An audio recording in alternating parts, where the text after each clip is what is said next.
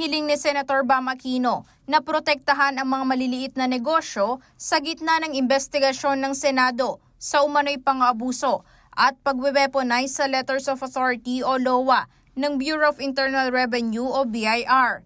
Iginiit ng senador sa pagdinig ng Senate Blue Ribbon Committee ang mga reforma laban sa tiwaling gawain na humahadlang sa paglago ng maliliit na negosyante.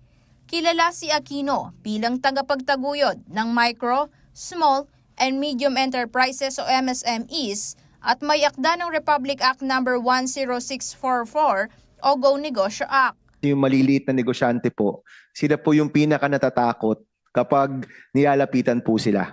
Sila po yung pinakatakot na takot kapag merong nangongorap po sa kanila. Walang mapuntahan, walang mahinga ng tulong.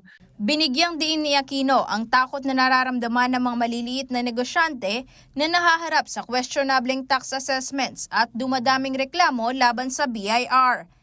Unang-una po, let me premise by saying that in the previous campaign this year, sa lahat po na naikutan ko, local chamber, Philippine chamber, Chinese chamber, ito man ay sa probinsya o dito po sa syudad, grabe po talaga ang complaints ng mga negosyante pagdating sa BIR at sa LOA. No? Paulit-ulit po yan. Yung mga LOA, yung mga assessment, walang basihan, or kung masyado mang mataas, ginagawang mataas para lang po mag-settle. Ayon pa sa senador, nagiging talamak ang umano'y labis at di makatwirang tax assessment na ginagamit para pilitin ang mga negosyante na makipag-areglo, bagay na posibleng nagpapatindi sa korupsyon.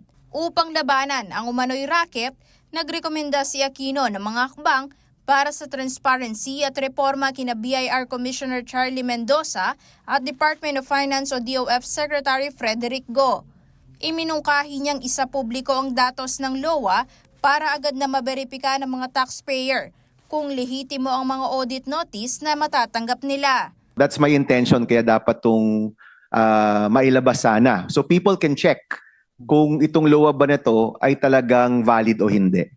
Ipinanawagan din ni Aquino ang pag-aalis sa kapangyarihan ng mga individual na Revenue District Offices o RDOS sa pagpili ng i-audit, gayon din ang paggamit ng random manual audit o isang technology-driven system upang maiwasan ang favoritism. Tinitiyak nito na hindi muling siyasatin ng isang taxpayer na maayos na nakapagbayad ng buwis, lalo na kung walang matibay na dahilan.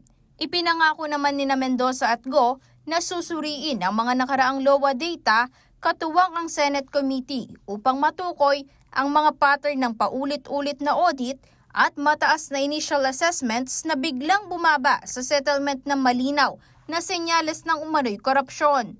Kaugnay niyan, pinuri ni Aquino ang bagong patakaran ng BIR na nangangailangan ng pag-aproba ng opisina ng Commissioner sa lahat ng LOA, pati na rin ang paglikha ng special email para sa mga reklamo sa audit, isang hakbang na nagbibigay sa MSMEs ng direktang linya para magsumbong. Mahalaga po na pakiramdam nila ang mga ahensya ng gobyerno nasa panig nila.